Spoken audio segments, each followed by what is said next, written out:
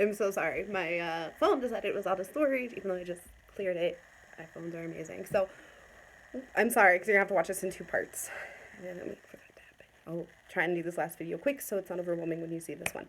Um, but in general, like, okay, so like they're doing an investigation, right? Sorry, I lost my train of thought. And be like, on X day, on X month, or X month on X day, this happened.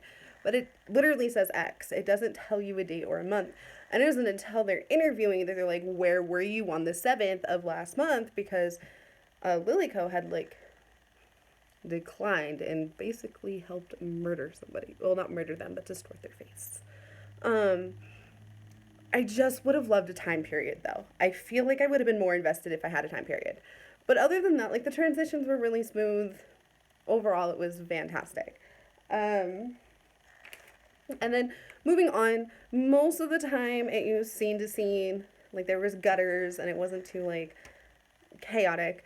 And aspect to aspect. Like there's times when she's opening her new surgery eyes, or she's taking off her coverings from the plastic surgery, or when they find like her eyeball after she kills herself, which was interesting, which led to a very interesting part of the story. Um, there's definitely some like aspect to aspect going on. Like it was done really well, and I really loved it. But there were times it was chaotic. There was times when like it was all cramped together like this. There was times when the page was just overwhelming. Like it was kind of hard to follow. Um, a fun fact to me, and maybe it's because I'm a writer, and if I drew a stick figure, I would have to label it stick figure. And you'd be like, oh, that doesn't look like one. And I'd be like, yeah, no, I suck at them. Is that this artist completely wrote and drew this. Like, that's phenomenal to me. Like, I have to find a page that doesn't have nudity in it, which is really hard. If I could just, like, find a splash page, that would be great. I guess I should have picked this out beforehand. I'm so sorry, guys. Um, hold on, because there's, like, a... If I can find it. Is this it? Nope. So, like, this is what I meant by, like, aspect to aspect. But he completely, like, drew all of this. I can't just flip through it because, yeah, it's a lot of nudity. Um, each character has, like, their own spunk and everything, and, like, their own definite, like, craziness, and, like, the way her face deteriorates this whole time is a wild journey. But I just think it's really cool that he drew all that. As far as recommending this to like family, absolutely not.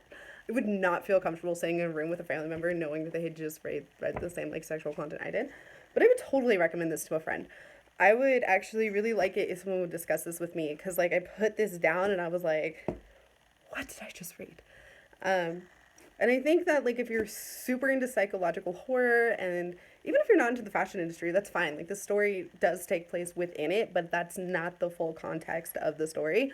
Um, I feel like you would really love it.